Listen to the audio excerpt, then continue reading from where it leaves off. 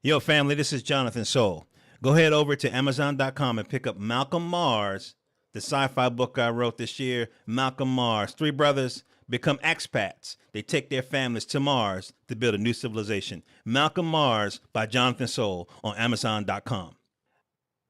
Welcome to the Sunday Show, family. I have an extended interview with Paul Louise Julie, the creator of that groovy comic series, The Pact, Assassins Turned Werewolves in Ancient Egypt, and Johansi, a space opera, African-inspired, African-themed, gorgeous art, smooth storytelling, nicely paced.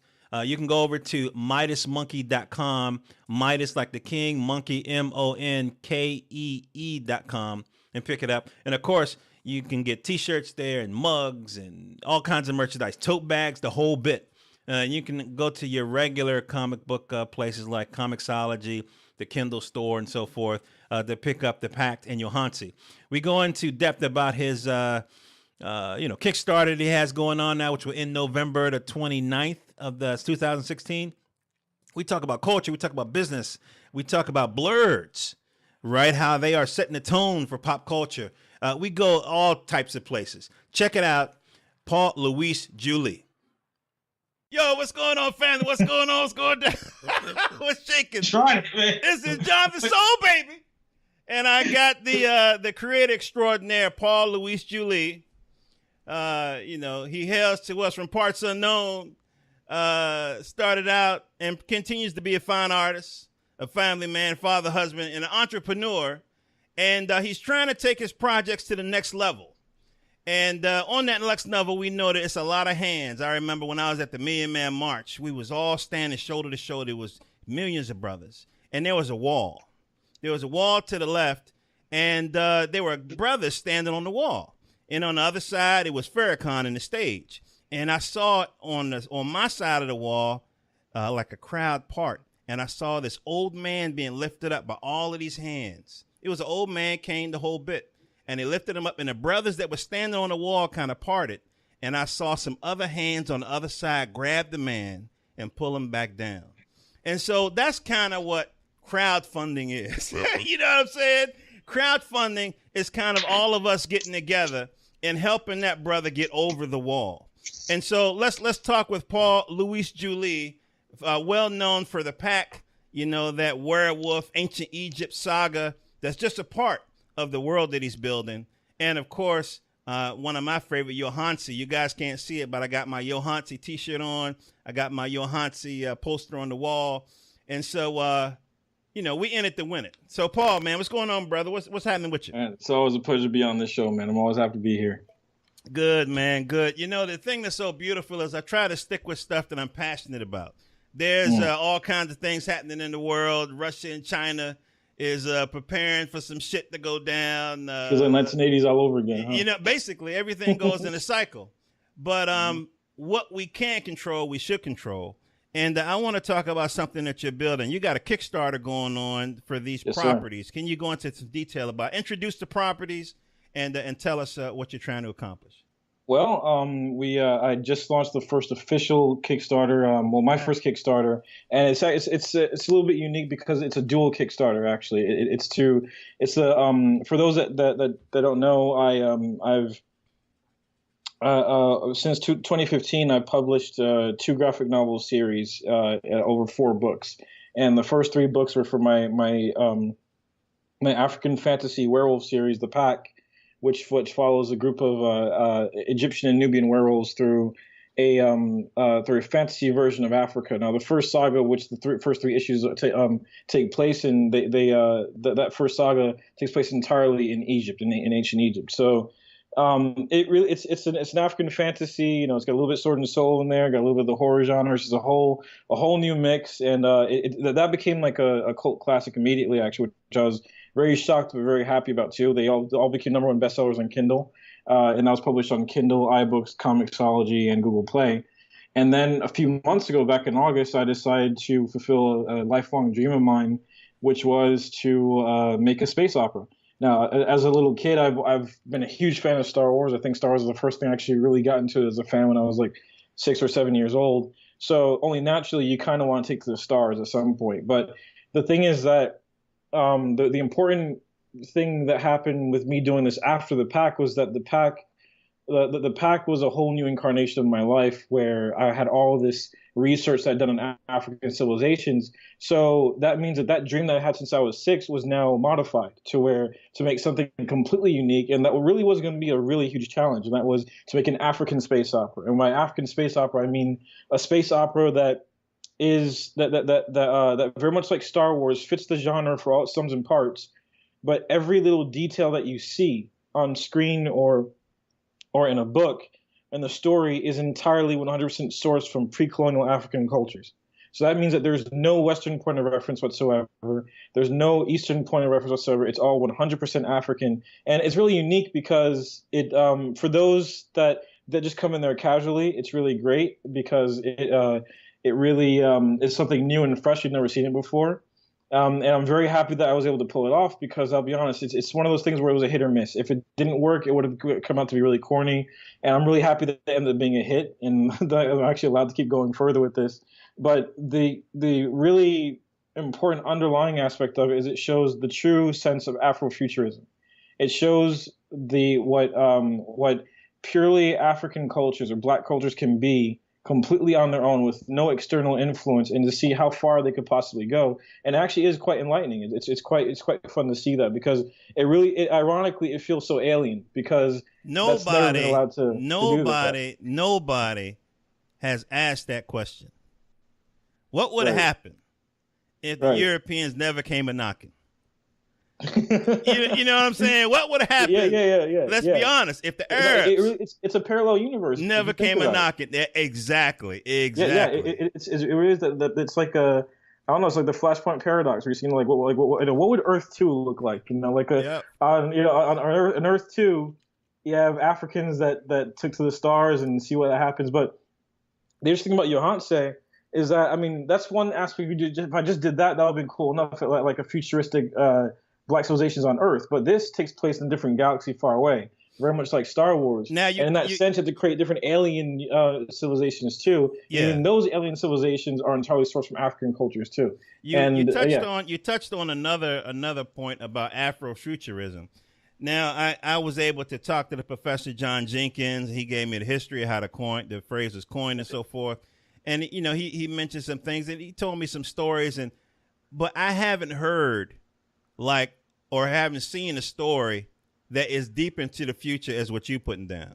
You know what I mean? He gave us the example of Kindred, which is a graphic novel he's working on based on Olivia Butler's book. And Olivia Butler's, she's heavy. It's like, she's deep. I can't even read. It was hard for me to get through. I had to take, Tylenol to get through her books. Is that what? Oh, because I don't get into it.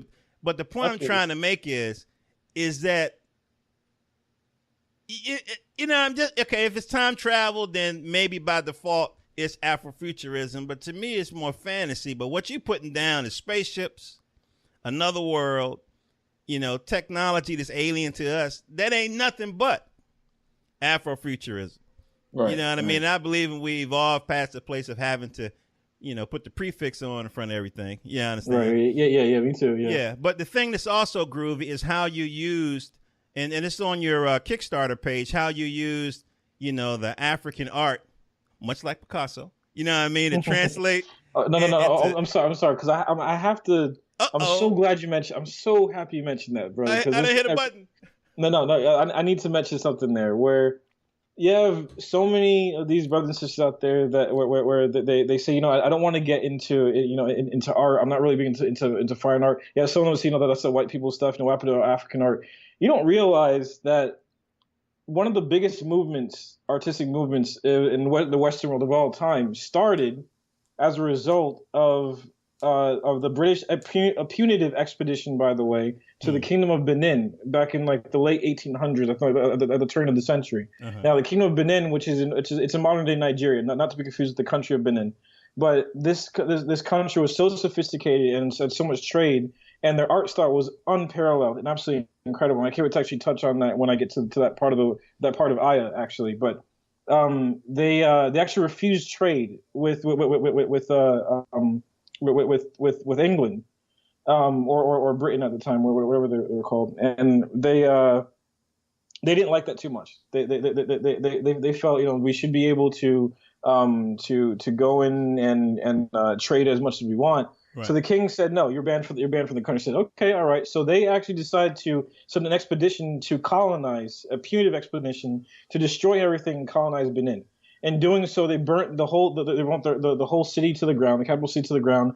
They stole billions of dollars worth of art, of art, and brought that back to Europe in a way and sold that off to pay for the cost of their campaign. Mm-hmm. That art went into the rest of Europe to private collections, one of the saddest things ever in history. And sadly, most of those things actually have stayed in those collections to this day. That's another disgusting thing. They have not been returned back to the country. The point is that they stayed in these families for so long. The reason why Benin art was so particular was because it was so advanced, and they used a technique which was they had these bronze plaques. These bronze plaques were made in relief. Now, for those that don't know what relief is, it's kind of like a cross between 2D and 3D. It's kind of like having sculptures on a flat surface. And now that art style has been around for a while. I mean, the Greeks did it, who actually got it from the Egyptians.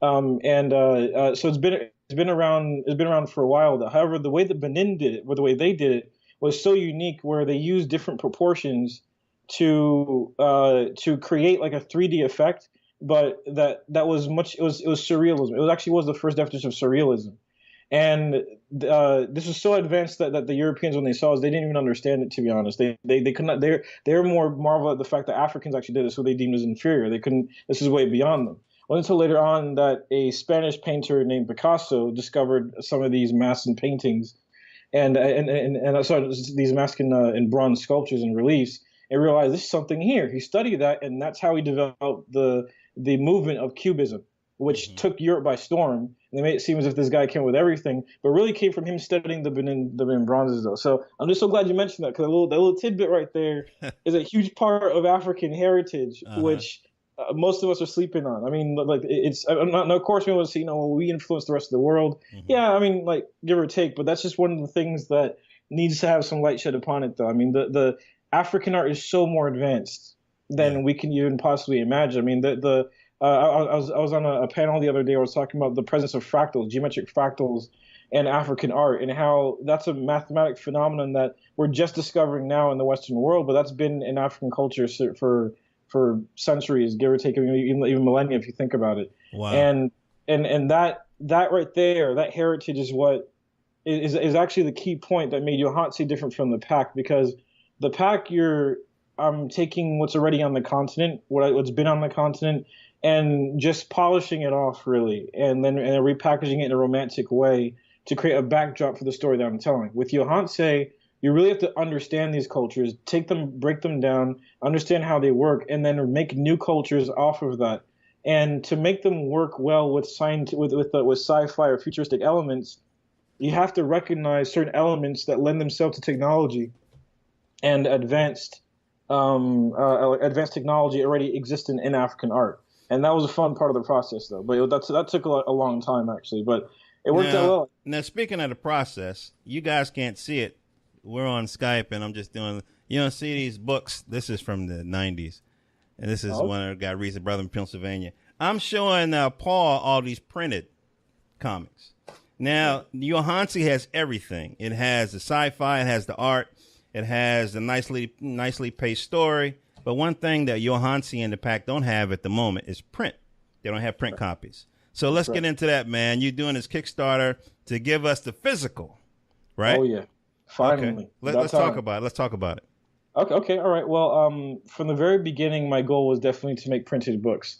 The thing is that what most people don't realize is that if you want to be an independent publisher, 15 years ago or 15 or 20 years ago, that was virtually impossible. There was no way you were gonna even make it happen a little bit back then, because the only way for you to make it as a comic artist would be through Marvel or DC, and the only ones that went against that were Image Comics. Now, most people are familiar with Image Comics today, but Image's unique trait was that it was creator owned. So you pretty much had a bunch of creators who decided to leave Marvel, like a huge brain drain for Marvel and DC, and go and create their own label, which would allow them to keep ownership over their own properties. And the most prominent example of that is Todd McFarlane in Spawn, Okay. Yep. which is kind of like the godfather of Image Comics. Well, here's the thing.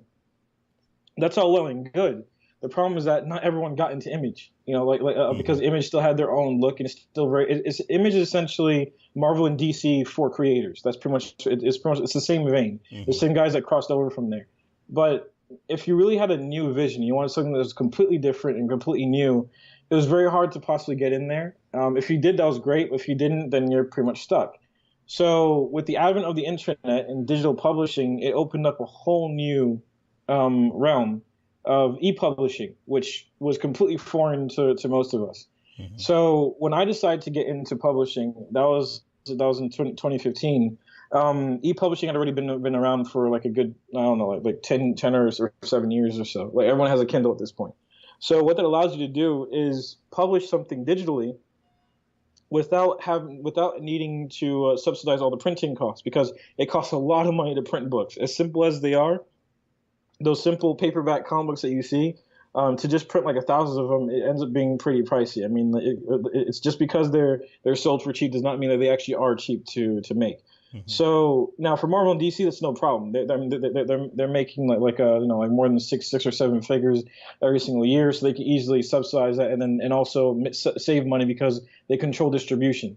Because that's another problem too. You can get the printing, but getting to distribute it is always a problem too. Because technically you could get into Diamond. Diamond is the main distributor for comics around the country, but even then you're competing against giants. It's going to be really hard for you to really get out there for a long while. So none of those solutions seemed well for me. I needed something that was going to allow me to reach a large amount of people very quickly with no cost, no overhead whatsoever, and e-publishing was that.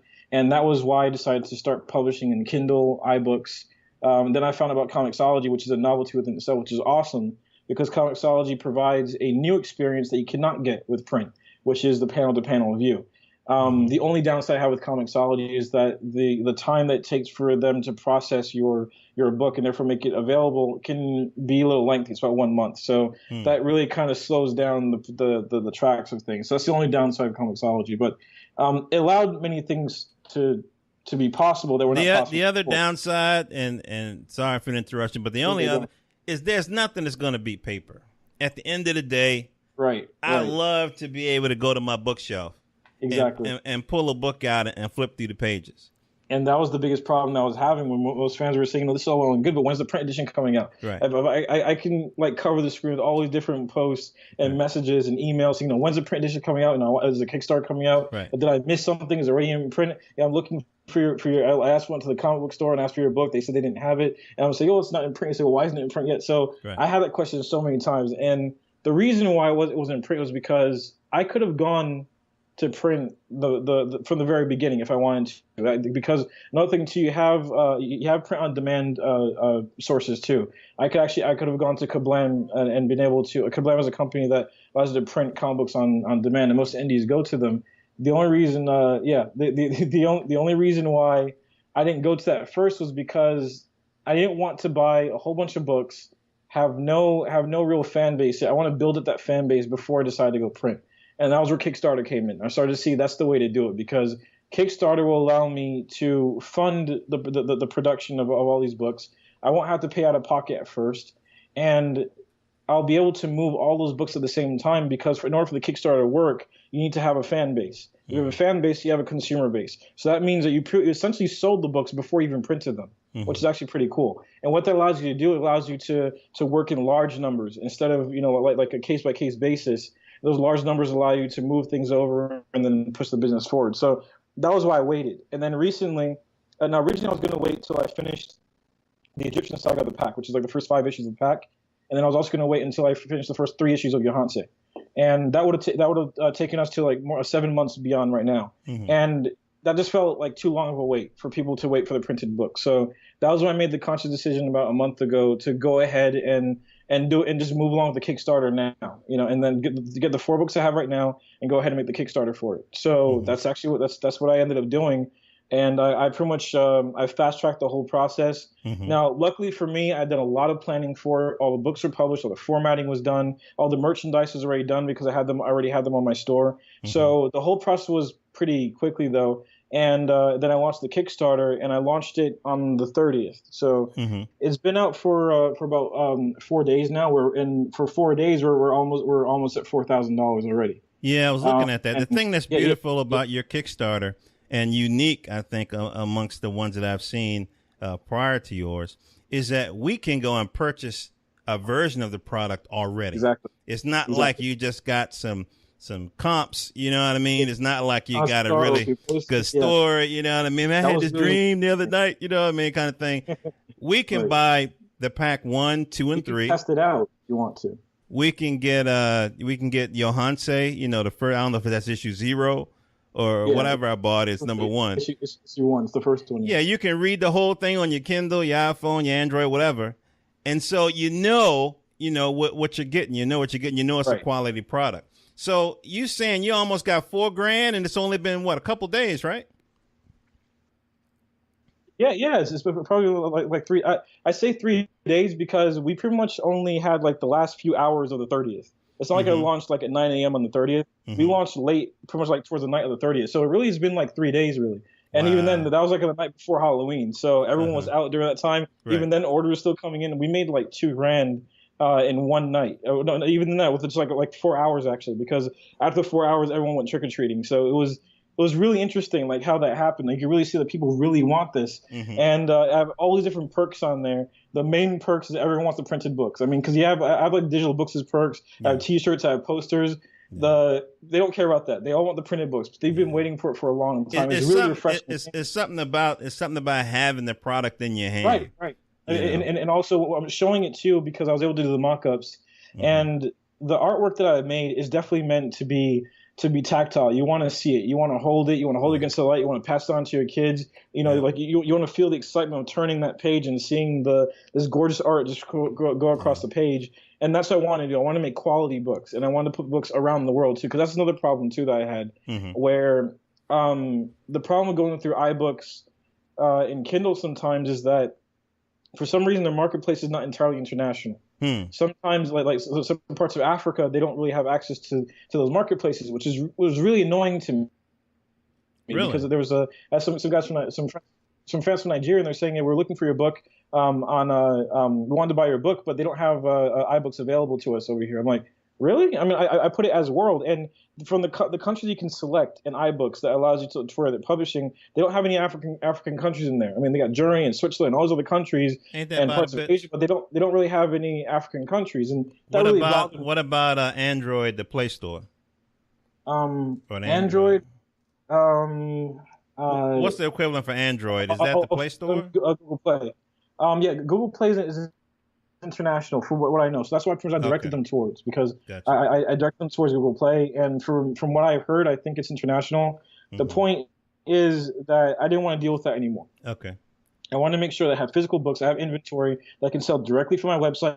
I can ship it worldwide without any hassle whatsoever, and that's very important to me because these books are for everyone, but primarily these books are made for the African diaspora, for them to have something that they can relate to. Right. That does not mean it's exclusive. Anyone can enjoy these books, and they're more than welcome to enjoy it, though. Yeah. But the primary option for these books is to make sure that people of color, particularly of African heritage, have something that they can relate to in a world that does not allow them to relate to many things at all. So if you have a large portion of that Black diaspora in Africa that cannot access those books, that's a huge problem for me. So that's a huge market.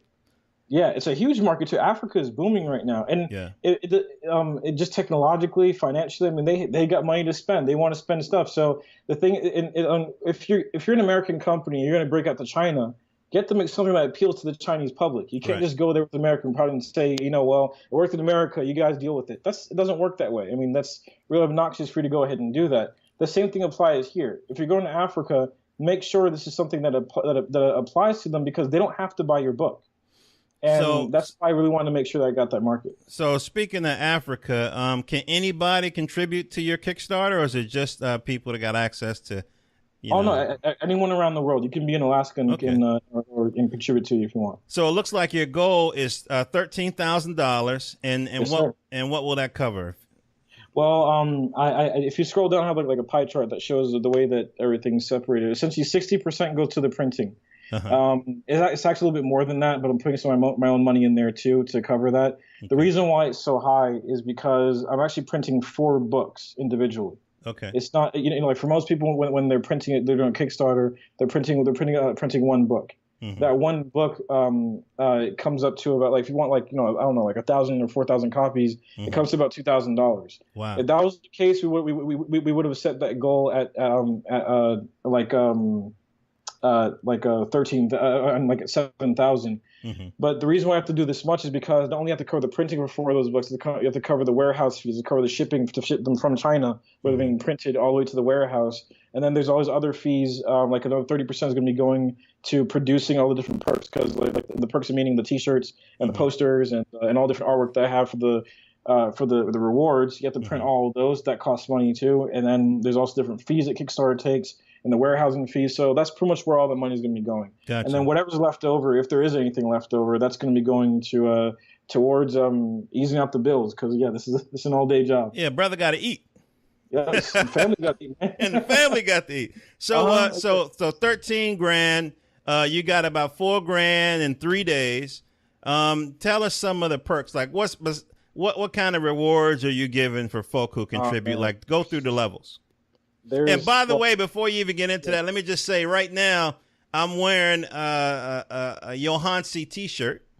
You know what I mean? So good on you, man. Yeah, I'll use you as a model, man. I mean, you got that. No, I'm too fat to be a model, but check it out though. And I got a Johansi poster. And let me tell you, my background is graphic design. Okay, my background graphic design. So back in the day, the Holy Trinity for me was Quark Express, Photoshop, and Adobe Illustrator. Okay. So I recognize quality printing, and this is a quality print job. I got like 2 posters on my wall from different comic creators, and this is the highest quality poster. So this is something that that I'll probably buy another copy and mount it, and it looks like a movie poster. My man even got coming soon on the bottom. And it definitely gives you that Star Wars-y kind of a feel. You know what I mean? You got the kind of, you got the android guy there, and then looks like the villain, and then this mysterious person, and then you got Paul as Johansi, you know what I mean, with his African spacesuit on. And I don't know if that's breathing apparatus or beats, but it looks dope sitting up there on your shoulder, man. You know what I'm saying? I'm glad you finally noticed that, actually. Because finally, I check out every detail, brother. Well, that actually, you're right. Actually, that wasn't inspired by Beats headphones, because I remember when I first saw the Beats headphones, I was like, that's a really cool design. Yep. And then I remember seeing an African mask that had these kind of like these bulbs on the side. I'm like, those look like the ends of a Beats like a Beats headset. So that's when you're making a Hansei, your mind just starts racing in every single direction. It's like, what if I had a mask that came out of like a headset that looks like Beats, and they had to be like a breathing apparatus? So that's what I did. Yeah, it's dope. Also, it's like a nice link to the cosplayers too. So when they're ready to cosplay, just get like a Beats headset. You can do the whole. You can make the Hansei headset. I gotta say that this kind of book gives you a proud feeling.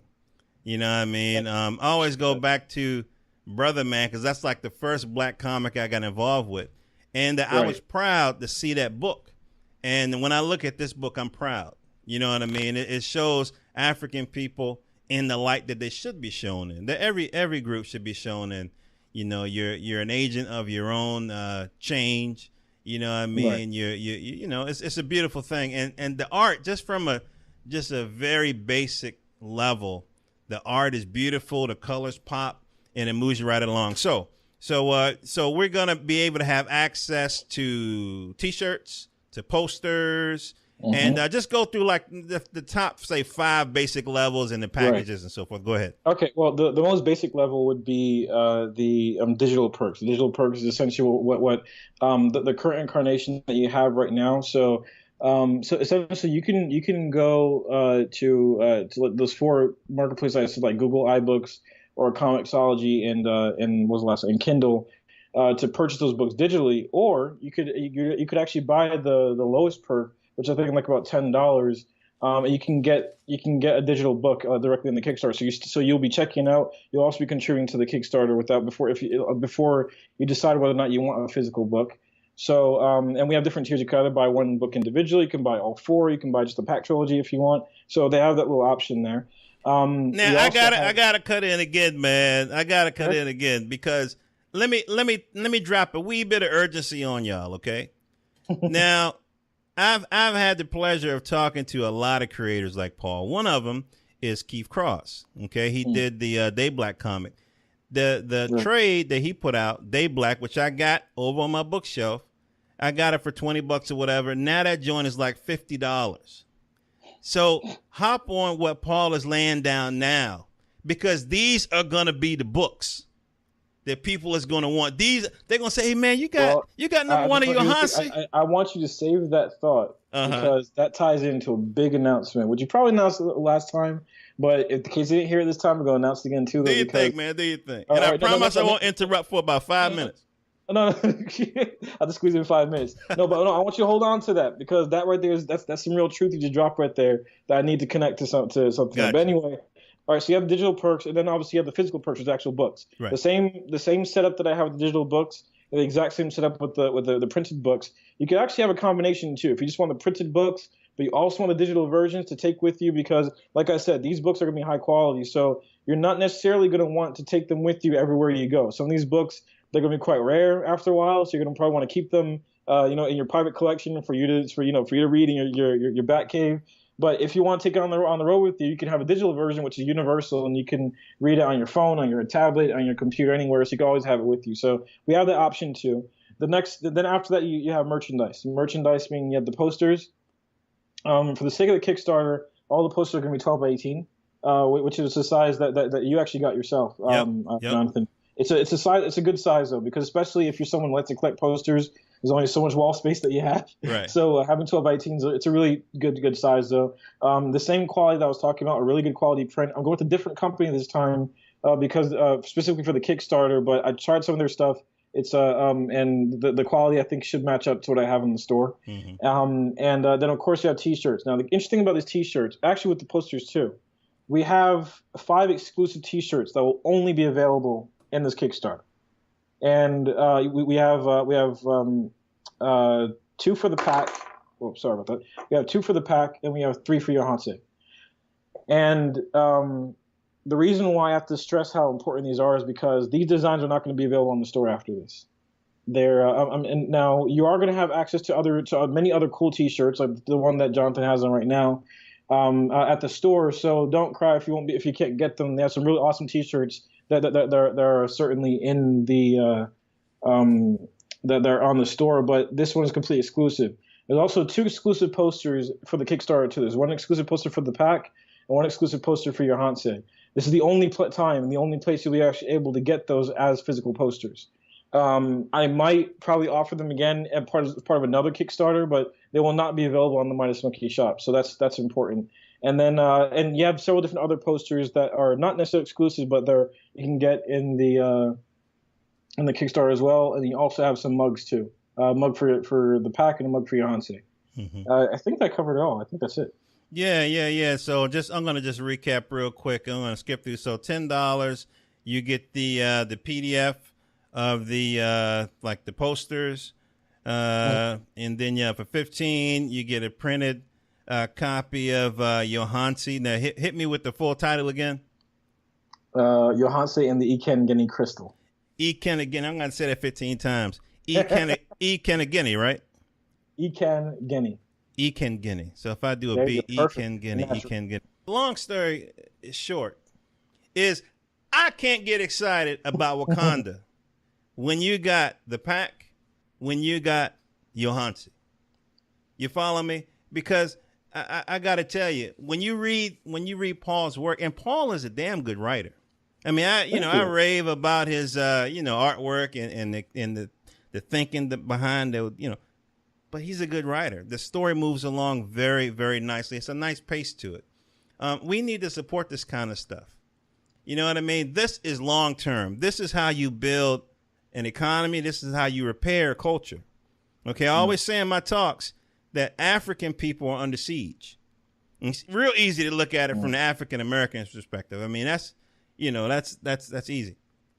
But when you look at it around the world, if you dig into the news just a little bit, you realize that there's some reason why, folk are being targeted. And the way to fight back is to start building institutions.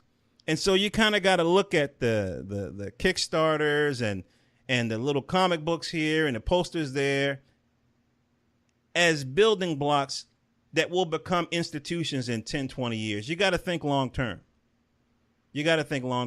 So this is why this stuff is so important to me. This is why it's important to support people like Paul and his family, because you're not just putting bread and you're supporting the family. You follow me? You're supporting the family. So yeah, so the Kickstarter is very important. I got the shit. Okay, I got all of his books. I got the T-shirt on right now. It's a quality T-shirt, one you wear in the summertime, and he got extra larges. You know what I'm saying? XX. You know what I mean? For the big fellas out there. Yeah, man. And then, like I said before, the poster's quality. So you got, 25 days left in this Kickstarter? Is that the deal? 26 days. Okay. It closes on the 29th. Now, I'm not worried about this in the least bit, but it does need to be said. If we do not reach the goal of 13,000, then nothing gets made. That means that no money is charged. So let's just say that we get like 12,500, and you have 75 or 80 backers.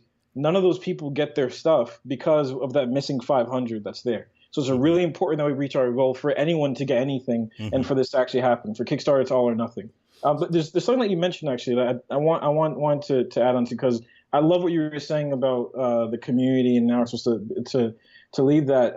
Two of my favorite writers and visionaries of all time are W. Du Bois and Malcolm X.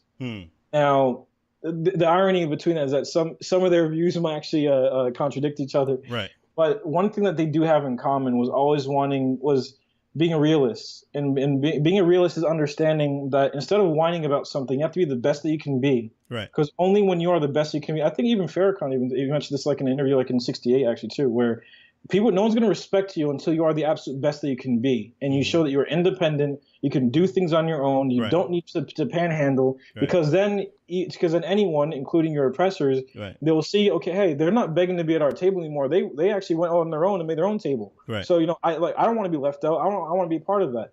And then they're forced to come to you as equals. And at that point, that's where you level the playing field. If you're trying to appeal to the humanity of people, or trying to appeal to people to feel sorry for you, or to have compassion for you, in a perfect world, that's great. In a Teletubby world, that's really great though. But in the real world, it just does not work that way. And that's the main drive behind doing what we can do, is showing that we can make stories of quality on our own, with no influence whatsoever, without deriving something off of someone else's established thing, and making something unique. And now it's important that I put derive, because you can inspire yourself from something that's existing, but you have to make sure that there's something unique about it. The problem I keep seeing with all this derivative stuff that now, by the way, too, though, there are outstanding other black artists out there who are, some of them even better, way better than me, and they're doing amazing, unique work. But you do have a certain percentage of the industry, the black indie industry, who are playing it safe. So they just want to make a black version of whatever is popular right now. Yeah, that might get you some fans right now. That's not going to cut it in the long run. The next generation, they're going to look back. They're going to what is this stuff? I mean, this just seems it's like they just painted this in blackface. Right. The ones that can remember, because we are moving up. We're as a culture, we are moving up. So you need to take that into consideration, that we're moving up. There's going to come a time where your children are not going to have the same hangups that we had growing up of lack of representation. They're going to be very scrutinizing on black representation, because they're going to be just as accessible as white representation at that time. So that means that they're not going to like you just because you're black. They're going to say, right, no, where's the quality in this? Is it good or not? Yeah. And that's actually what we're going towards. So you have to hold yourself to a higher standard before you even decide to put something out. I think that's very important. Yeah, that's absolutely important. Absolutely. I can't agree enough. I want to bring up another point that you mentioned. You talked about, you drew your inspiration from African art from the pre-colonial period. And so when I see comic book artists, or comic book companies make this character black when he was white before, or they come up with a black character that reminds you of somebody else, that's like a colonialized, you know what I mean, concept, man. Exactly it's like, come on, baby, sketch a little longer, man. Yeah, so people say, you know, like, I want to make the black Superman, I want to make the black Batman. I want to be the black Marvel. And some people say, well, Paul, you're trying to be like the black Tolkien or the black Star Wars. Let me tell you something. If that is the case, then obviously I've done something wrong and I had to go back to the books and to the drawing board and redo it. But I like to believe that what I did is take inspiration from things that I love very much and try to impact people the same way, but from a very different avenue. Mm-hmm. When you see Johan say, hopefully it attracts you, it hits the same spots that Star Wars did, but you know very well it's a very different experience. I mean, let's be clear. When Star Wars came out, it was, you know, the 70s version of like the swashbuckler, you know, the Flash Three Gordon, Musketeers kind of vibration. Right. So, I mean, nothing is created in a vacuum. But when it's just fucking blatant, you know what I mean? It's like, that's why I said I can't get excited about Wakanda. I don't want to see a black Tarzan. You know what I'm saying? Okay. You know what I mean? I want to see. Come on now, we fucking are creative people. That's if you can say a lot of shit about black people, but one thing you can't say is that we're not creative. You follow me? And so just sketch a little longer, so baby. Because when you look at our ancestors, look what they created. The proverbial African is the most creative person on the planet. Yep. I don't care how supremacist it sounds, whatever. Right. That's my belief. They're the most creative people on the planet, though. Right. Now, the reason why I say that is because if you look at what they created in the pre-colonial times, it's mind-boggling. You look at what they created in spite of colonialism, it's mind-boggling. You look at what they've created in spite of economic depression and many other things and rising up, and after independence and moving up towards it, it's incredible. Mm-hmm. Black people in general are really incredible. Even African Americans.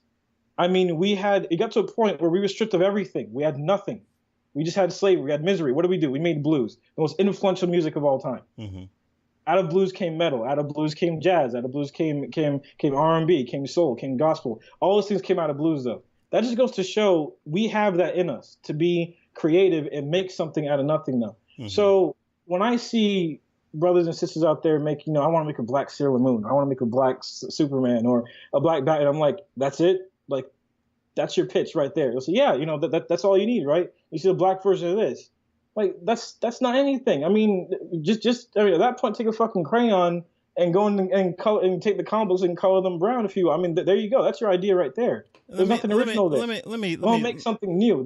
So you're insulting your ancestors by doing that. That's what I was gonna say. That's exactly what I was gonna say. Yeah. I'm not gonna push myself further. You know what? Actually, it kind of goes to Lion King. Where you have the monkey telling Simba, you're content with being this, this bum in the jungle like this, but do you understand that your father will be ashamed of you if he sees that you're not just anyone, all right? You're not, you're not Timon, you're not Pumbaa, you're comfortable like that, but that's the problem. You're too comfortable. You can't be comfortable. You got to push yourself because even though it's hard, only you can be the king of Pride Rock, though. Now, it's like a whole corny analogy there, but it really is that. If you think about that, I'm not saying that, that we're all kings and all. I'm saying that we're at least all creative.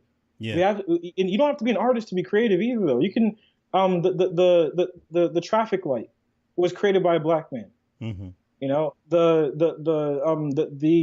monkey wrench, which actually is a really racist term, it was called a monkey wrench because the guy who created it was a black heavyweight wrestler. Jack Johnson, in prison as a fighter. But go ahead. Yeah. So we should be calling it the Johnson wrench, though. And he was in prison because he was found with a white woman, and he created the Johnson wrench while in prison, though, and because they could not accept the fact that a black man created this, but they want to let go of the tool. Well, that would have been awkward, you know what I mean? They said, "Hey, man, give me that Johnson." That would have been awkward. You know what I mean? But let me. I mean, you say Johnson wrench, brother. Let me. Give me that monkey. You say, give me the monkey wrench. So if you say the Johnson wrench, that's not awkward. Come on, man. Well, you got two tornadoes trying to occupy the same space, man. It's very difficult. I'm supposed to be shutting up and letting you talk, man, but you just keep hitting so many points. Let me give y'all a little heaviness that I gave to what's the brother's name? Greg Anderson Elise, who created Isnan of the Were Spider. And this was like an offline type conversation because I'm still kind of learning how much truth I can lay out there over these airwaves. But you guys, I think they call you guys millennials, right? Isn't that the label, the marketing term they give you guys? I mean, I was born in '89, so I don't know if they should call that that. I mean, well, is that because the one they gave us was Generation X, right? It sounded hip at the time, but let me tell you about Generation X. Generation X had black TV shows. Generation X had a resurgence of black comics and literature and media. But what happened was a lot of these people blew up, and then they went and got jobs on the plantation, and then the movement died down. And so what I was telling Greg, was be very careful, because you created a very beautiful property. And I kept fucking with him about, doing a zombie book and the whole bit. But, as you guys blow up, don't get tricked and tempted by the snake, in other words, don't forget who your power base is. That's all I'm saying. And the other piece is what another creator, I can't remember the brother's name now, to come to me as I talk. He was saying that he's not getting the kind of support from the blurgs, the black nerds that he thought. Well, I'm glad you brushed upon that, because I mean, I actually need to chime in on that too, because go ahead. Those that know me know that I can parse no words sometimes when it comes to say it straight to certain aspects. Now here's the thing. I love my people. Right. If I didn't love them, I wouldn't be doing this. I mean, it's just because you don't do a whole African mythological thing if you don't like black people. So when you would have just did another Wakanda book. Go ahead. Yeah, there you go. You know what? We're gonna touch on Wakanda too, though, because I feel the same frustrations you did. I actually wrote an article about that, and that's actually when I got there, where I got I actually got a lot of flack from that, because I did like an op-ed showing my discontent with the MCU's recent offering of introducing the Black Panther. Now the suit itself was fine. It's just everything else. Go back to the Blerds and support. Go back to the Blerds and support. I'll go. You know what? I'm going. You're right. Thanks for keeping me back there, but. The thing with the Blerds is that you would think, okay, you're putting something out there specifically for them. You're taking a risk because you're an independent creator. Because like I said, it was impossible 10, 15 years ago. That doesn't mean that's not hard right now, too. It's more possible than 10, 15 years ago to be an independent publisher, but still very hard, though. You need to have support. I mean, Dwayne McDuffie, the founder of Mouse and Media, he died pretty much homeless and penniless. What? Well, yeah. I mean, yeah. That was when he and that was one thing that showed you too, like, wow, I mean, this is a hard thing that we deal with, and actually there are many other other creators that had that same problem too, where around that time where you had all these different creators and comic artists that were penniless, and they to the point where they're getting homeless, and Marvel and DC were making out like bandits, making millions of dollars off these guys and paying them peanuts. But again, I'm sorry, I'm going on a tangent there. The problem is that, it's hard right now. So how do you create a let's just call it a black property? Even though I hate calling it that, but call it a black property. And how are you gonna make it? How are you gonna be able to survive? Are you gonna be able to at least keep the lights on, and put food on the table? I'm not saying that you're gonna be able to afford a BMW, but at least be able to pay the bills. Need to be able to survive, because if you don't pay the bills, you can't make the work. Plain and simple. Right. How do you be able to do that? Well, the thing is that you're gonna have some white fans. If your quality is good, you're going to have fans of all races, because quality always transcends everything. However, if you have again, it's a very general rule, though. Mm-hmm. If you have an exclusive product, like something that is pretty much culturally exclusive, sadly, in the world we occupy, you're going to turn away some of the people who are not part of that culture, because they're going to feel, well, I can't really identify to that, so I'm not going to really bother with that, So what's left? Well, you're left to your own people. So like, well, that would be fine if my own people could support me, though. Right. And then your own people are treating you the same way that everyone else is treating you. They're like, yeah, I don't know if we're going to get on that. Do you realize that by you turning your back on that person, if they have a good product, again, that's a key, though. We're not talking about people that don't have bad. We're talking about if they have a good product. That means they've done their part. Right. If you can't do your part and support them, then that means that no one's going to support them, and they're going to die. All right. Now that is such a hard thing to deal with when you put all this work, you've taken the risk, you've made the decision. You know what? I'm not going to go work for DreamWorks. I'm not going to go work for Marvel. I'm not going to go work for DC. I'm going to go ahead and make something for my own people. And you know what? I'm going to believe in them. I'm going to trust in them that they're going to help me out. doesn't mean they're going to be shelling $1,000 every time. They're just going to be supporting you the same way they would support Marvel or DC, right? Or Jordan. I mean, for that matter. I mean, you have guys that are spending like $300 and up minimum, for sneakers almost every other week, but you can't spend $10, $15 on a comic book. Come on now, so that doesn't happen, I think you Blerds out there, if you're not supporting black comics, then you really got to question the hypocrites. I'm sorry, I don't care what it is. The hypocrites, basically. You know what I mean? You walking past Paul's work. You walking past Keith Cross. You walking past Daoud, Anya Buile's work in them. You walking past all these black creators. The sister over there, Lock It Down, right? The Ice Witch, she just came out. You walking past all of them to go and support Miles Morales, who's not even smart enough to build his own web shooters. He got to get them from Aunt May. Oh boy, y'all taking that secondhand bullshit. I asked my daughter, "Hey, you see Luke Cage?" She said the first couple of minutes of the show, he was broke and the landlady was yelling at him and he was walking down the street miserable. She said, I stopped. That's the kind of kids that me and X raised. Have some fucking race esteem. Y'all swallowing this bullshit? Come on now. Come on, family. It's called black exploitation because they're exploiting your black asses. I seen it before, man. This ain't nothing new. You can have a smartphone and a Kindle and you still be as dumb as a fucking brick because you don't know history and you don't know patterns. Here's the pattern. When they exhaust their own cultural well, they look for others. It happens in every genre, right? So then when Hollywood was going down the toilet, they tapped into black exploitation. Then they tapped in that for a while. Then after they used that up, I think they went to horror or something like that. So the same shit. So and now they're doing superheroes. And now they're doing superheroes. And then ever since Disney revitalized Star Wars, everyone's grasping for their own space opera. And so I don't want to go too far afield. You gotta have some self-respect because you gotta realize that people think in groups. And when you with your glasses and your, Captain America t-shirt walk past all of these brothers and sisters who are putting their grind in to go and give your money to people who don't respect you. Okay? Wakanda is supposed to never have been invaded. In that movie that they come out in 2089 or whatever that shit, they're going to have boots on the ground. And you're going to take that shit? Y'all got to have some self-respect, man. I thought Blerds was supposed to be smart. Y'all don't recognize when y'all being pimped? You have to build your own shit. And it starts with this. All right, that's my soapbox. You can pretend like that people don't know what's happening, but people know what's happening.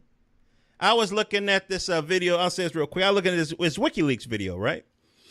And they were saying, about the black vote and, Bernie Sanders not getting the black vote and this, that, and the other, and Hillary, how we can get more black votes. And they said, well, just make somebody on your staff a VP. That's all they need. Podesta has sent that email out. So that's what Luke Cage is. That's what Black Panther was in Captain America 3. Who the fuck would have spent money to see Captain America if Black Panther wasn't in there? Maybe some people to see Spider Baby and maybe some people to see Giant Man. But you can best believe that the Africoids in that joint was there to see Black Panther. You know what? See, I kind of have to disagree on that one, actually, because hear me out here, though. I'm listening. I totally feel what you're saying, though. I mean, that's the reason why I've been staying silent there, because, for once, he's preaching. I'm not going to get the fire for this one. So, I'm going to let him say it, though. But I totally co-sign everything you're saying, though. But the thing with the Civil War, now, personally, I love Civil War, and I mean, I liked Luke Cage for what it was. I feel the gripes. I totally understand what like your daughter. That's a very valid reason not to like it too. Yeah. I mean, I have my own hang-ups on a few things. I like a few things, but the thing with Civil War is that I loved it because it was a really good story, though. My issue with it, I actually was really furious when I saw the Black Panther inclusion there, and the reason why was because I actually ended up being a huge fan of Black Panther. Now, here's one thing that they have to say. Actually, I became a fan of Black Panther back in like the early 2000s when you had the really short-lived BET animated series that was that was Boss, Reginald Hudling or whatever. Yeah, with John Romita Jr. drew it. Now, John Romita Jr. to me was the only person that ever did Black Panther justice because it was the first time, even though there's still a few hang-ups and it wasn't perfect. It was the first time where I actually saw a delivery on the promise of Black Panther. Because that's what I fell in love with. I fell in love with the promise of Black Panther. I have yet to see Black Panther within the promise of, because you have to put things right in perspective. Black Panther was not created by Black people. It was created by people who are not us. Now here's the thing though. I actually appreciate that. I do appreciate them trying to do it though, but at the same time though, when you're doing it, but you're not letting qualified people tell that story on their own, right? That becomes a huge problem. So they thought, my solution to that problem was hiring Ryan Coogler. Now, I'm going to get a lot of flack for this, but I don't really care, though. And no disrespect to the brother himself, though. He's probably a nice guy, though. He is the most unqualified person to do that movie, in my opinion. Here's the reason why. All these white people love Creed. They say, no, it was one of the best movies ever, though. Well, yeah, because you like Rocky. You see Creed. Now, here's the thing with Creed, with Creed 2. Now, I don't care what anyone else says, though. Sylvester Stallone is known for shadow directing. He does it. Everyone else has worked with him, has said that's exactly what he does. He shadow directs. He could have said, I completely believe in this guy. He's not going to take the credit for it. He'll say it was all this guy, though. I saw Fruitvale Station. I didn't really like it. I don't really care. I'm sorry. I didn't really like it, though, because I just felt that there was nothing really new or artistic about it. You're just... if you're making a documentary, that's one thing. Your documentary is that you're just showing what's already out there and you're showing it to people, though. That's not filmmaking to me. Documentary filmmaking is a talent within itself. There's people who are masters at documentary making, but that within itself is not feature filmmaking to me. So if you're making something that's already out there, where it doesn't really require your imagination to world build, because that's a key word too. It's a world build. Create a story that is so unique and create dialogue that does not make you feel as if you have to pretty much like take like 12 years of grade school out of your mind to at least understand it. If you can actually create something that's challenging, that makes you feel like a grown up when you're watching it, that's when you have my attention. So when they say Ryan Coogler's going to be doing it, I'm like, the only reason why you're doing it is because they're grasping for a black creator, a black director, because they made it very clear this is a huge PR stunt. We want to do this because we need to have a black property in there because we're not going to have more than one black property. That's for damn sure. We're going to have this one black property because that's all you guys are going to get. Because this way allows us to keep making the Avengers like 90% white male, without having any PR backlash with that. So and they're going to have a movie come out one day after Jesus come back. That's going to be like 2089 or some shit. They're like, it's crazy, man. The thing is that they're so they finally move on with Black Panther. Now, in that whole rant that I made in that whole long op-ed, I was talking about how I felt that Wesley Snipes was robbed. Now, obviously, the brother's too old for that now, even though at the same time, man, he looks better than he did when he got into prison. I don't know how he does it, but whatever. I mean, he's killing it. Wesley Snipes had been trying to make that film since the 90s. People know about it. It was in development hell for. I mean, they removed that whole story from Wikipedia. Now they want you to know about that. But yeah, he's been trying to make that film since the 90s. Now here's the reason why. Now normally I would say don't cry over spilt milk. Here's the reason why I had a problem with that. This man, because if you're just a black actor, even if you're great in Blade, and you want to make that film, that's nice, that's cute. If you didn't do it, get over it. Move on to something else though. Wesley really caught my eye because he took so much detail into what he wanted to do, the pitch he wanted to make. He was saying that I really want to study African martial arts because he's an African martial artist himself. There's certain physicality that you need to bring to the role, a certain presence of royalty, and a certain foreign presence and cultural that you have no point of reference whatsoever. That was his end point. He said, I want to make it to where you feel that this really is a culture that's been hidden from the world. There should be no point of reference whatsoever. It's a culture that is advanced, but no point of reference. So it would look alien, basically. It would look like Johanse. Yeah. I'll be honest. Right, exactly. Because when you go to Johanse, there's no point of reference. Yep. You don't recognize anything. Yep. It looks completely alien, though. The irony is that even though these are humans, it would look alien because whether people want to face it or not, that we have lived in a Western-dominated and a Eurocentric world for the past 500 years. Yeah. So that means that technology is not neutral. Technology, the technology we have today, was derived from European culture. You know, with like a few influences every here now and then. But for the most part, you can't just say, right, you know, I'm gonna take this, I'm gonna put like an African print here, and that's gonna be African. It doesn't work that way. Right. You have to really go to the source and build everything from the ground up. Wesley wanted to do that. They kept this thing in development hell for over 15 years, and then they said, and they got to a point where it was just not possible. They decided to pump it out right now. Why? Because like I said, the only reason they use the Black Panther is as a PR stunt. I mean, I don't find it coincidental that they're bringing it out at the same time they're going to bring out Miss Marvel, who they're advertising high and low. This is going to be our female property. So it's very clear that these are the poster boards we're putting out there to keep all of you minority complainers out there to keep satisfied, because you get this one film, this one franchise, and that we can let us keep doing all these other like 15 other franchises with white male leads, and we don't have to change anything up. Yeah. Now here's the thing: I normally would not complain about that because I would not complain about it because that's your thing. You know, I'm not the kind of guy that needs Iron Man to be black. I don't need Thor to be black. I don't need that. Yeah. My problem is I'm going to go ahead and make my own thing, though. Right. Here's the thing. In the meantime, if you decide to come out on your own and say we're going to have the premise of Wakanda, of the Black Panther, I'm like, hold up, okay, that's a pretty tall order there. Okay, if you're going to do that, you got to do it right. Because if not, it would be much better if you just kept your mouth shut. Because I wouldn't have had a problem with you there. Yeah. But you're going to say you're going to do this, and then they show Wakanda in Civil War, and I was fucking mad, man. I mean, first off, jungle and smoke, smoke machines and jungle, man. Let's give them that, or let's bypass that. And a CGI. Oh man, they're gonna have ghettos and everything. What? That for a second, but here, let me break it down for you though. You have this guy Chadwick Boseman. Now, Chad did good in 42. I hated Get On Up. I did not feel that he portrayed James Brown properly, though. I love James Brown, and I felt that he didn't do it right. And then they decided to cast him as the Black Panther, and I'm like, y'all can. I mean, so you get Idris Elba to be Heimdall in Thor, but you can't get him. Why'd you have to bring that up, man? I was having such a good time. Why'd you bring that up?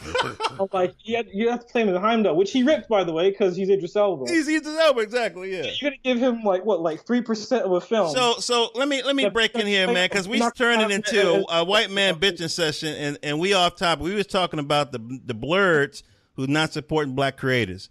So let me just punctuate the Wakanda shit with this. If you guys go on YouTube, look up Workhorse Pictures. Workhorse Pictures. There's a dojo in Florida. Okay, I think it's in Jacksonville or Gainesville. My son actually went there. It's a brother who's a crazy comic books fan who runs the dojo. All his students are like actors, musicians. It's this crazy, weird, and they did a Black Panther movie, like 1 and 2, part 1 and part 2, in like little over 2-year period.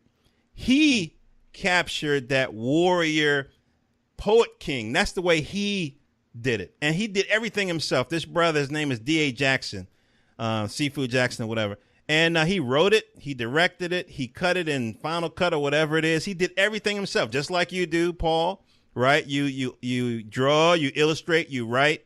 You know, he does all of that stuff. Look at that. We could bitch about Marvel. They doing what they do. It's white dudes who, you know, I want to reach into that black dollar, so I'm going to throw him a bone. I'm going to hit him with, you know. I'm not complaining because I wanted black. I'm complaining because you're going to put this out there, and it's more insulting than it is anything, though. Because if you just kept your mouth shut, that would have been fine, though. But you're going to put this out there. You're going to convince all these other sheep out here that this is what Afrofuturism looks like. That is not Afrofuturism. Yeah, when they showed Wakanda in the end scenes in the movie, I'm like, there's nothing particularly African about this. I don't feel that this is African technology. I mean, I say, what does African technology look like? Use your imagination. Do your research. It's not that hard. Don't just take something that was in the concept art for probably like Avengers Tower and put some black people operating and say, oh, now we're in Africa now. It doesn't work that way. Or like what the fuck was what's his name wearing at the end? T'Challa. Like, they say, oh, this is what an African suit looks like. That's not what an African suit looks like. What the hell was that supposed to be? You know, or his accent which was all over the place. They're saying, well, we can't figure out an accent though. And here's a good idea. Let's have a fictional Eastern African country where we're going to use a South African language that is spoken by over 60 million people and use that as an actual Wakandan language though. Yeah. And let's actually convince people this is actually a good idea to do this though. I mean, I'm not going to rant about it, no, but the last thing I have to do this, because how are you going to have a guy who's supposed to be a warrior king, a warrior prince, right? And every time that the camera zooms into his face, he looks like he has this kind of like scared, kind of really like emotional face going on, and I'm like, how the hell are you supposed to be T'Challa? Like every time's like, I don't know. Like, just dude, stop. The guy who beat the Fantastic Four single-handed, no weapons and nothing. So. But that's the way they see the black man. And that's why I'm trying to hit you guys. We seen this shit in the 90s. That's what I'm trying to tell y'all. This is nothing new. That's the best you can get from Hollywood. And what I'm trying to say is, in order for us to come at this whole world game from a position of strength, we got to support people like Paul, right? We got to get his Kickstarter up and running. You know, we got to support. I think we already supported Roy Okupe with Malika. Yeah, exactly. So that's what we have to do. And then as the books come out, then more books come out. By the way, too, shout out to Roy because he's a good brother of mine, and he's been. That's another thing that I'm very proud of within the Black creator fan base. We like to help each other out. Greg's another good friend of mine. Greg Anderson Elise, the creator of Hisnani. He's a really good friend of mine. Roy's a good friend of mine. And they've actually been very supportive up to the point when I was about to launch the Kickstarter because they preceded me. They already launched the Kickstarter successfully before me. Roy's this is the second successful Kickstarter. And they've been very, very supportive. So when I was nervous and they were saying, and I was saying, look, because another thing too that I need to address, it's not that what black people are not supporting me because that's actually changed recently, you know, where it's starting to pick up now. The book sales starting to pick up. But for a while, I mean, there were times where, we're almost starving because I'm like, yo, I need help here. And you guys are just liking it or you're just sharing it, but you're not actually going to go and buy it though. Right. And it got really frustrating after a while because it gets to the point you practically have to beg your own people to buy a book though. And they were actually the ones who were saying, no, trust me, man, it's going to pick up. They're going to see your work. Don't give up on your people. And there was some times where, I admit, I kind of did give up on my people. And I was really living in medicine. Dude, calm down. Just be patient. And sure enough, they were right. They're right. People they start coming through. That does not mean that there's not much room for improvement. Right. We need black people to be on this. Not just, it's not for me to get rich. That's to be honest, I don't know if I'm ever going to really be rich per se. I'm just saying that this is we need this to get out there. We need this work to get out there and to be in black homes so that when you have kids growing up, kids are going to be born in about 5 to 10 years from now that aren't even born yet. They grew up, they see this on their dad's bookshelf, like, hey, Dad, what's that? Because that's what happened to me when I was a little kid. I looked at my dad's bookshelf. I saw an Iron Man comic book from 1983. Wow. And I asked my dad, hey, what's that? He said, oh, this is Iron Man. I picked this up. And I'm like, oh, wow, this is really awesome, though. When he showed me the Return of the Jedi, the VHS, wow. the original altered version. That was my first experience into Star Wars. We pass things on to our children. Right. How are you going to pass something on to them if you don't buy it now?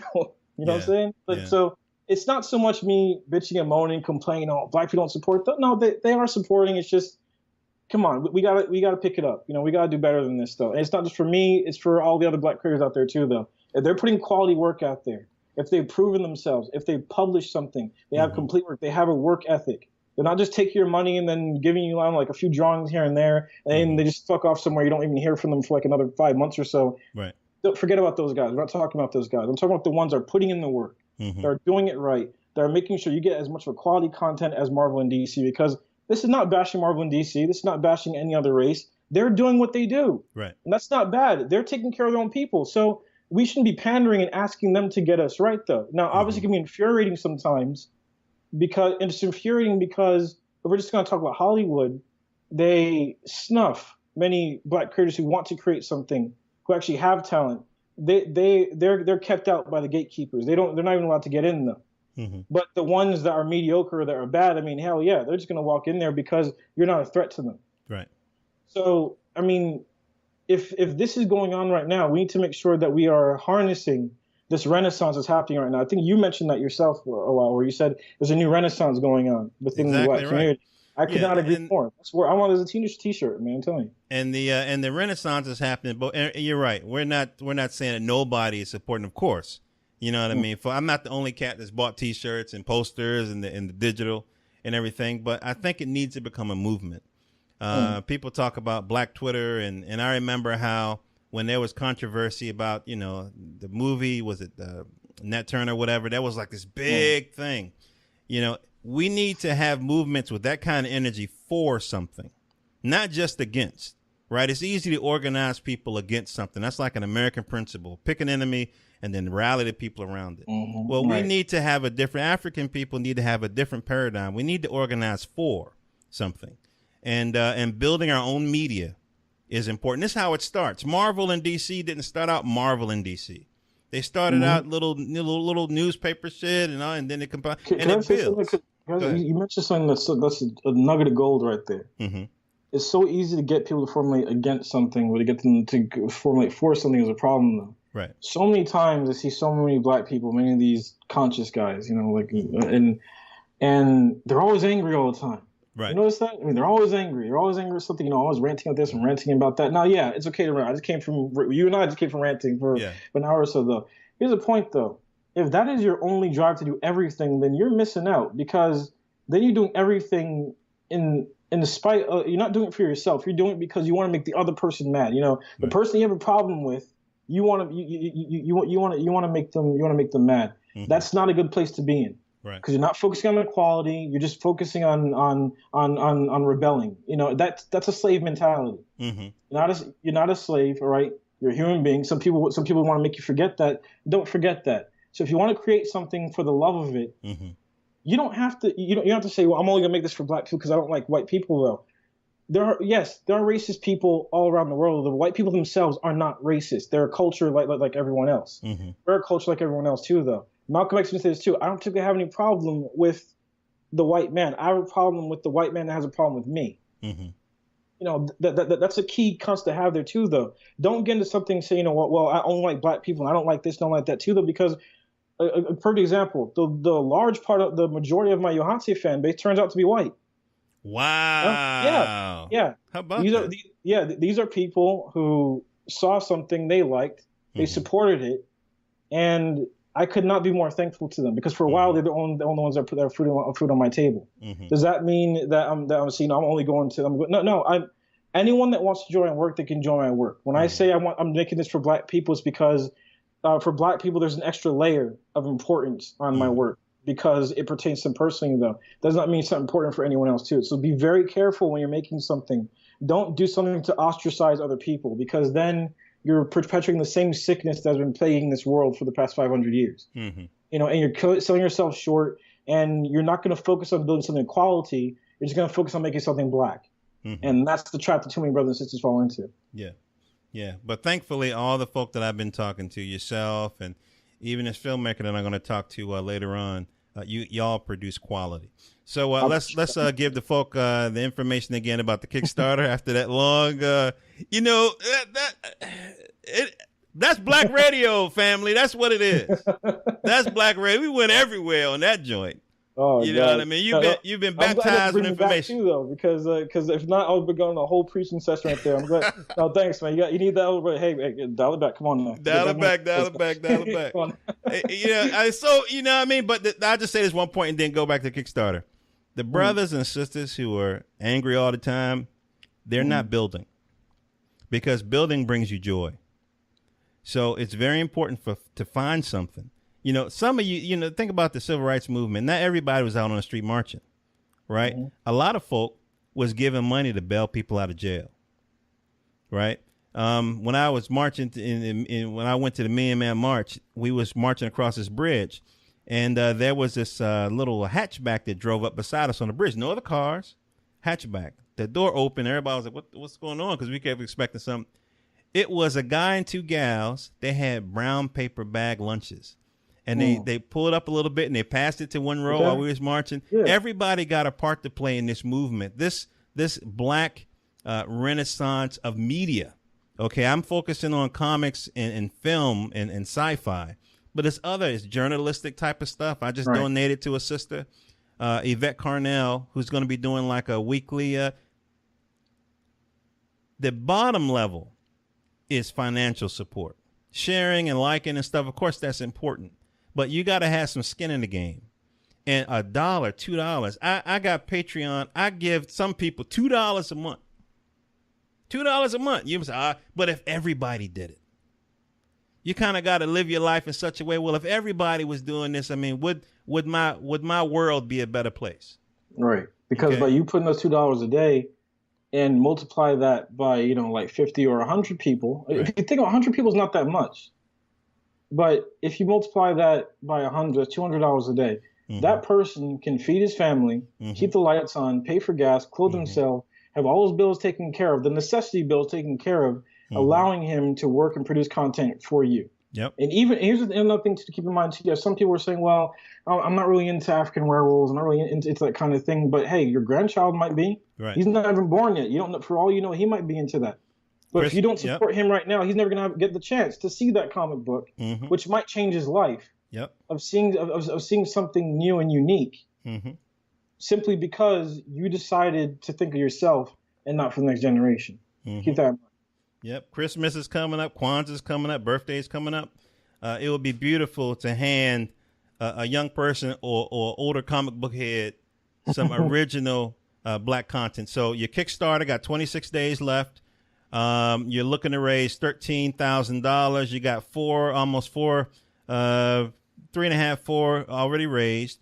And you can get the digital as what do they call them? Rewards or gifts or whatever. And yeah, rewards. They're called perks or tiers. Perks. Okay. So, there's the base level, which is $10. Of course, you can just give any amount just to support the brother. Okay. Yeah. Any amount. And I've done that. Sometimes I just didn't have it like that at the moment. And I just gave something. And then when I did have it, I come back around. But another brother from Africa, just like a few days ago, he put $5. No reward, just $5. I'm like, thank you, man. Thank you. I appreciate that.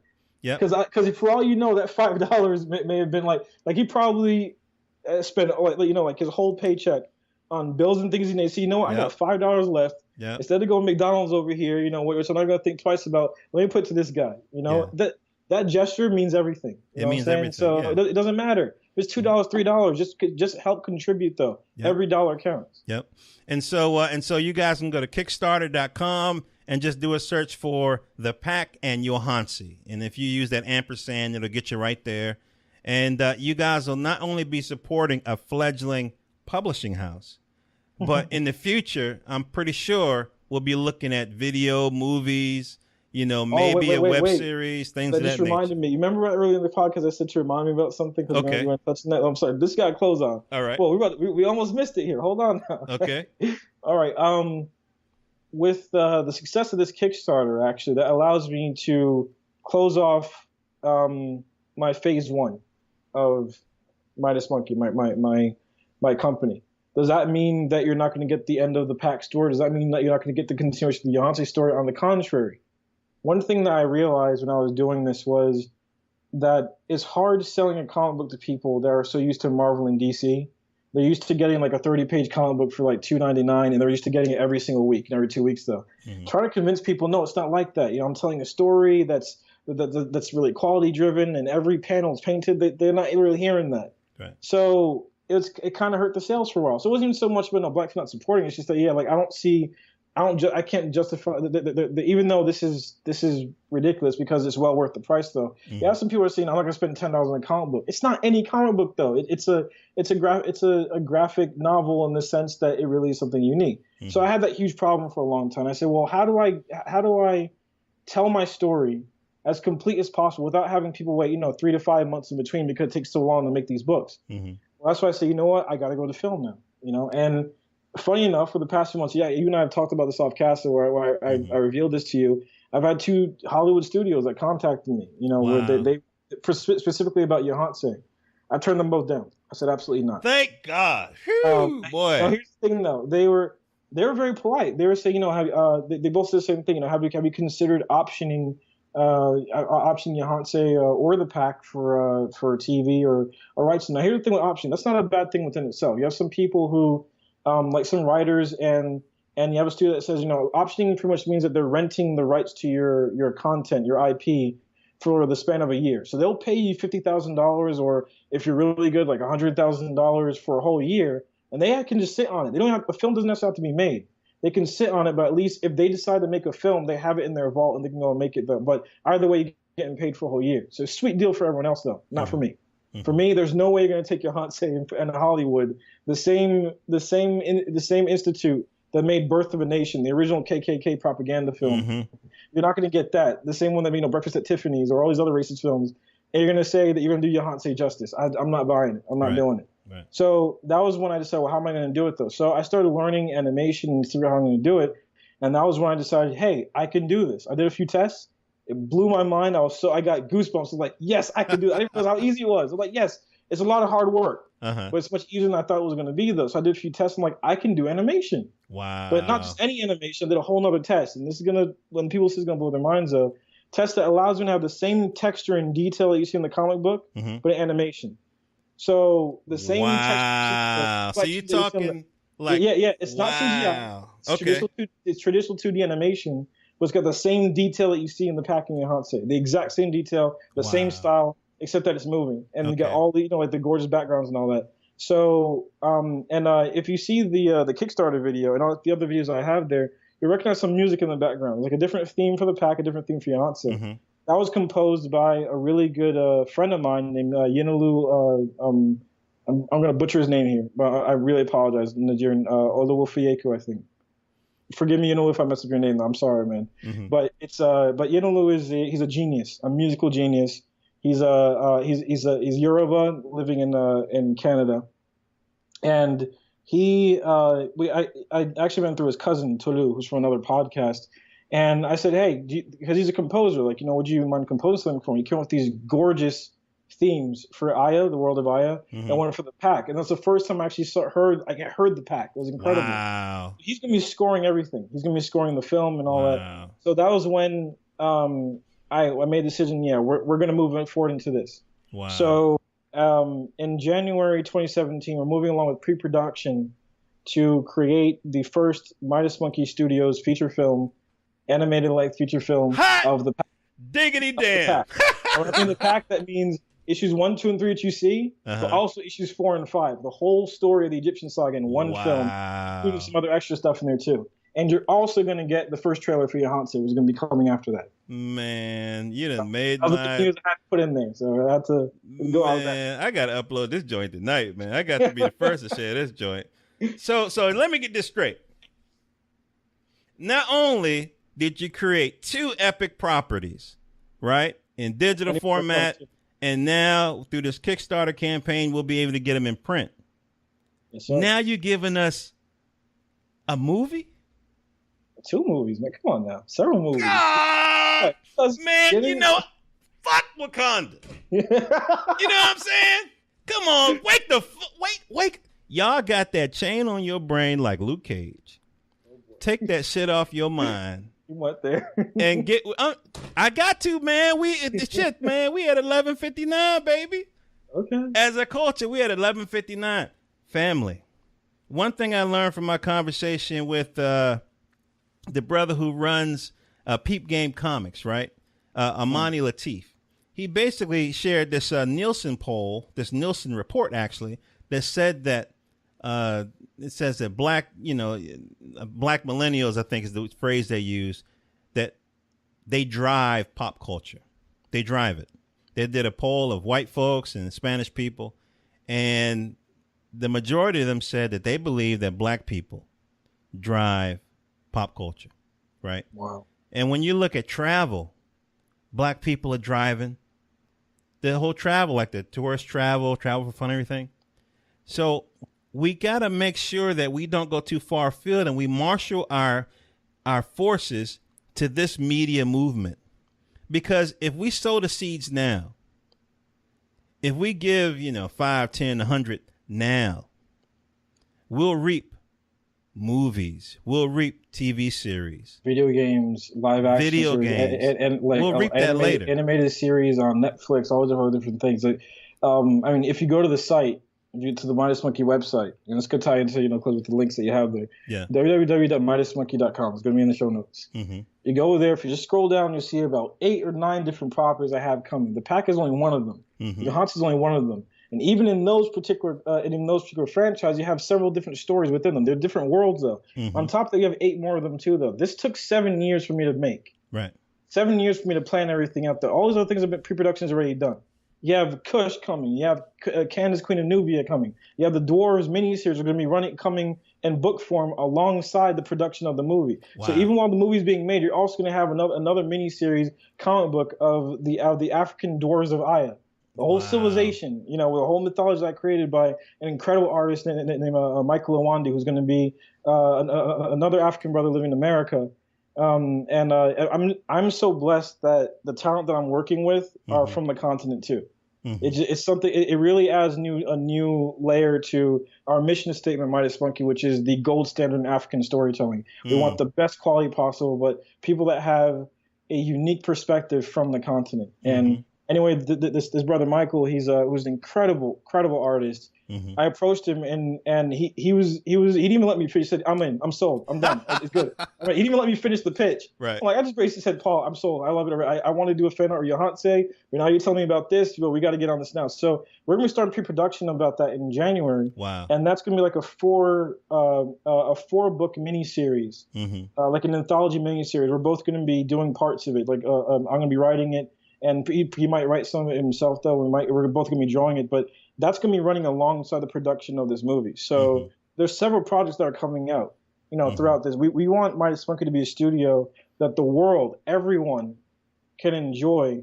But it's that place that you go to if you want quality African work. It's like a restaurant, where if you go to an authentic Italian restaurant, you don't have to be Italian to go to that restaurant. Right.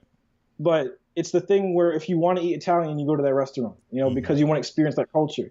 Embrace our diversity, but make sure it's the quality, it's the top-notch stuff. Yeah. The thing about it, and we're going to wrap up, family. The thing about it that's so beautiful is these kind of movements kind of separate, folk. There are people who are builders, and they understand what it takes to build, and so they'll contribute wherever they can. And then there are people who just watch. And to me, those are the people who don't understand that it's important that you support your own folks, right? So, but those are the same people that'll hop on the bandwagon once it becomes popular. And that's cool. You get in where you fit in. But right now, I'm talking to the builders. I'm talking to the people who understand that to be conscious and to be woke, or whatever the cute phrase is nowadays, has nothing to do with the books you read, has nothing to do with some ancient shit that you spout. But it has everything to do with how you live your life. Has everything to do with how you spend your time. Has everything to do with how you spend your money. And so if you're conscious, prove it. Bam. There it is. If you're conscious, prove it. Hey, family, this is Jonathan Soul speaking with you now. I had the pleasure and honor of spending an hour and change in conversation in building with my brother, Paul Louise Julie. Go over to kickstarter.com, look up the Pact, and Johanse. His Kickstarter is over November 29th, 2016. November 29th, 2016. The Kickstarter is over. Go over and support him at whatever tier you can. Get in where you fit in. And let's keep this movement going. The lesson from the 90s, when you had all types of black media popping up, the lesson is sustainability. In other words, we don't want to go through this cycle again, where things get popped off. Hollywood sees, oh shit, let me throw my blaxploitation hooks out there, skim the cream off the top, and then once I finish fucking them, and then I put them back to pasture, and then the movement's gone. That's a little graphic, but that's basically what happens a lot of times. The shining stars are kind of scooped. They use them up.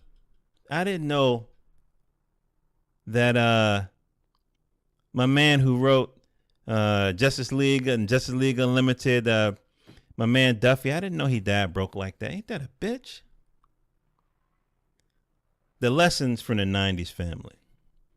The lessons from brothers like Dwayne McDuffie, I think, is for his people to support him. His people, his friends, his allies, to support him. So let's not be selfish and take all of this beautiful goodness that people like Paul give and don't give anything back. Go ahead and support the brother. His Kickstarter is over November 29th. November 29th, 2016 is over. Go support him. Help him make his dream come true. And he'll make some of our dreams come true, right? You know, I know we're not the only ones that's upset the way they portrayed Wakanda at the end of the what is it? I call it Avengers 3, but some people, you know, Civil War 2, whatever you want to call it, Civil War, Captain America 3. But you know, you're not gonna have no problems with Johansson. You know what's gonna happen is Johansson is gonna exceed your expectations. We haven't seen that very often in media. It's gonna exceed it. But how do we get there? We get there by $5 here, $10 there, $75 here, $100. That's how we get there. That's how we get there. We're the wind in his sails. Okay, so that's enough for that. Speaking of support, you can support me, your friendly neighborhood podcaster, Jonathan Soul, by going over to Amazon.com and picking up my ebook, my sci-fi ebook, Malcolm Mars. Malcolm like the prophet, Mars like the planet. Three brothers take their families to Mars in a homemade starship, and they build a new civilization. I got my philosophy in there. I got my politics in there. I got my love for sci-fi, my love for family. All of that shit is in there. It's not preachy, but I think like a lot of other. Really, that's the hood for you.